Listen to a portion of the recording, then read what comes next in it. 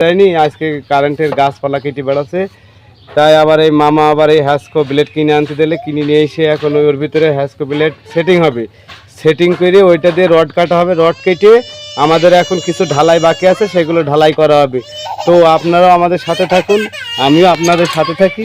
দেখুন আমার মামার প্রতিভা এবং ব্রেন বুদ্ধি কতটুকু না ভালো।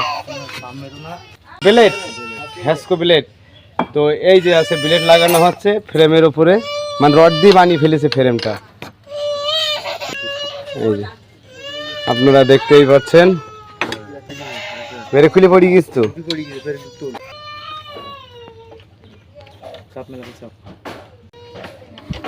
এই হয়ে গেল ফ্রেম। আগে হামারা শ্রেণী দিয়ে রড কাটা হতো, এখন ম্যাশিং উঠে হামারা শ্রেণীর যুগ চলে গেছে, শ্রেণীর যুগ নেই। তো এখন আমাদের আজকাল কারেন্ট নেই, তো আমরা কি করব?